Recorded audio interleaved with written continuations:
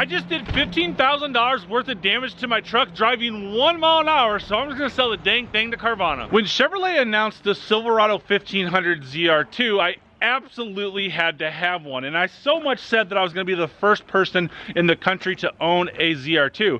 And my first time seeing this truck right here was in SEMA in 2021, and I did so many videos on this truck because I had so much love and so much passion, and SEMA had a blue one there just like this. So fast forward a year later, after I started Mike's Car Store and sold my beloved C8, I decided that we were a year in, we had a little stability, that I wanted to buy this truck, so I bought this truck in November of 2022. And so much that I loved this truck, I was excited to get it, that I had to drive all the way to Paris, Kentucky to buy this truck, and it's been an amazing truck for 17,000 miles. So a couple of weeks ago, we drove this to Pittsburgh, Pennsylvania, for a training that I wanted to do with my detail company that I own here in Georgetown, Indiana. And we had to stay at a hotel for a couple of nights because it was a 3-day training. And obviously with my beloved truck, just like I do with my Corvette and other cars, I try to park out far. I want to limit the exposure of the availability of some moron, some idiot that will damage the truck by hitting it, by door dinging it, whatever the case may be. Little did I know that I was the idiot. I was the moron in this story. So I found a spot really far out from the hotel main parking lot. I found it was right next to a guardrail, so I decided to back into that guardrail and kind of get fairly close to it, so that way someone parking next to me isn't gonna door ding my truck. So of course, you know, that's at nighttime, right? So I come out the next morning about 8 o'clock in the morning to go to my seminar and my training that I was going to, and I looked out my mirrors, I looked out my window, and I did not use my 360 view camera in any way, shape, or form, and I started pulling out, and because there was no cars this way out my passenger window, I forgot that I parked right next to a guardrail, and I cut just like anybody would do. I cut the corner too sharp, and that's when I heard the gut-wrenching crunch of my passenger rear door.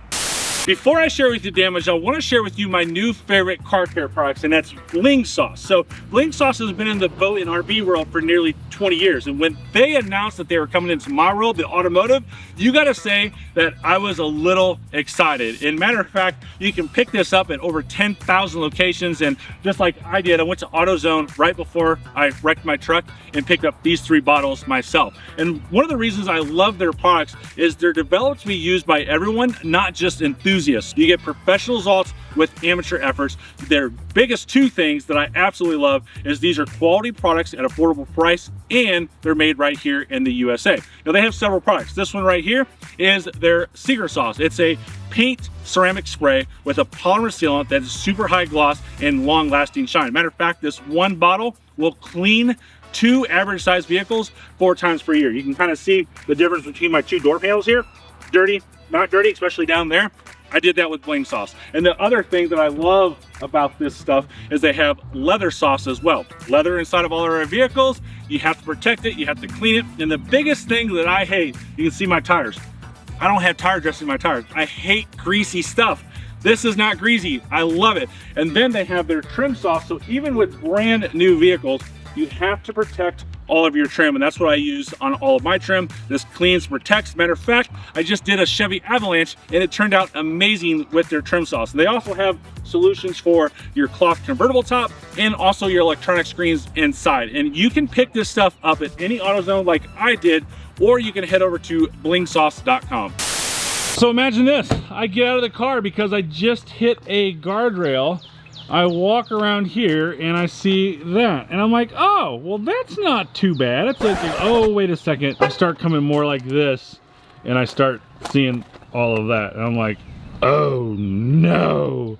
So what initially happened is I most likely hit here and rubbed up to here, and then when I stopped and heard it, I turned the wheel the other way to come out of it because I was already in the guardrail, and I bet this scraped it when I was backing up. That's what my thought and theory is. So what you can't see real well is this is a hole right here, this is a hole right there. You can see my finger going up there almost 1 knuckle deep, and then the cab corner is abused here and the bedside is abused here. I looked at it, I'm like, you know, not too bad. The cab corner, I'm not real happy with the cab corner because I certainly don't want any mud there. Everybody's gonna call it Bondo. I don't want any Bondo there.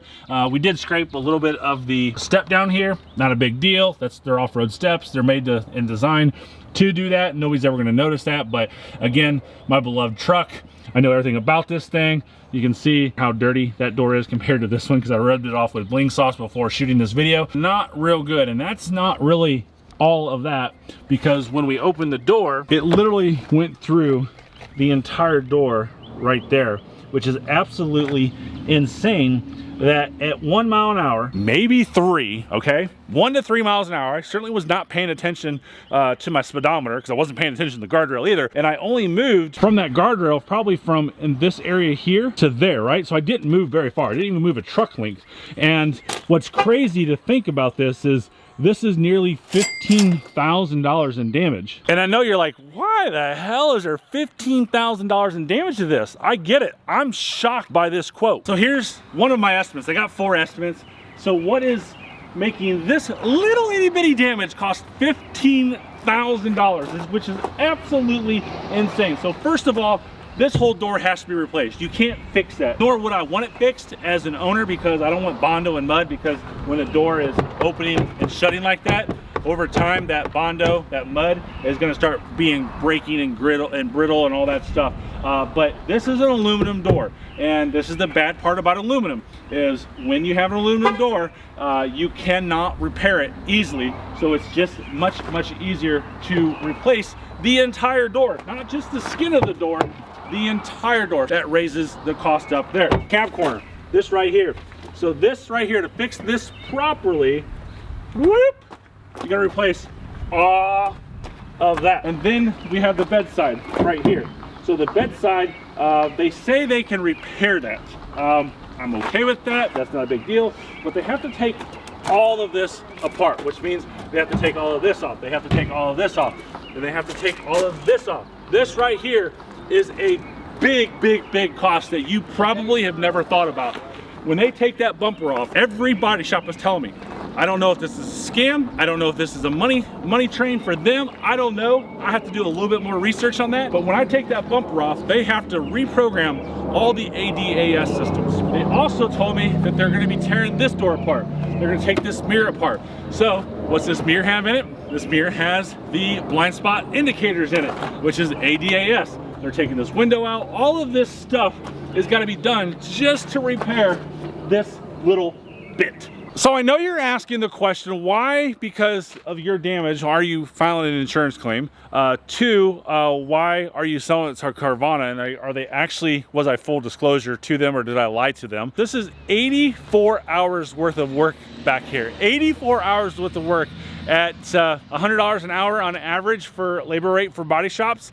That adds up really quick. So the reason that I'm going to sell this truck, and hopefully Carvana picks it up with no problem, but the reason I'm going to sell this truck is I don't want to make an insurance claim on it because I have so many cars, and if I put a insurance claim on this, then that raises all the rates of my cars, and it's just not worth it to me.